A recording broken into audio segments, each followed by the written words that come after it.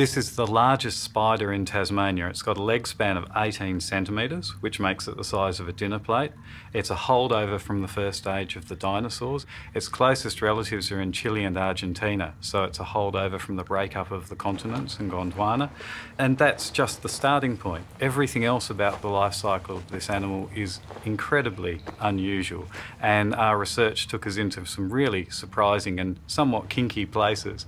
The sex life of giant prehistoric spiders the size of a dinner plate. It doesn't get any sexier than that. Neil initially approached me about 4 years ago, informing me of this fascinating project that he and his colleagues had been working on.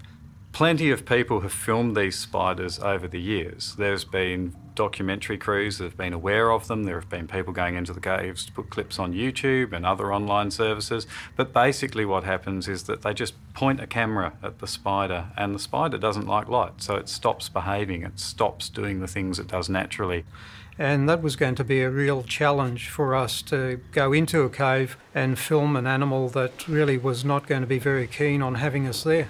We actually wanted to capture the behaviours that no one's filmed before. We wanted to capture all the material that has never been seen on camera before, and to get it in a natural way and to capture it properly. And that was what this project was all about. The environment that we were having to take the camera equipment into was really a very challenging one. A very corrosive cave environment, lots of dust, a very high moisture content, and cameras are just not made for those sort of conditions. I was really beginning to wonder what I'd got myself into. So when Joe came in to film these spiders, he had to start off in a cave in an environment that he wasn't used to filming in, with lots of giant spiders he wasn't used to being around, and trying to capture footage of action that he hadn't seen and behaviours he hadn't seen, and which he might only actually get one shot at. So we did drop Joe in the deep end with a bit of an impossible mission.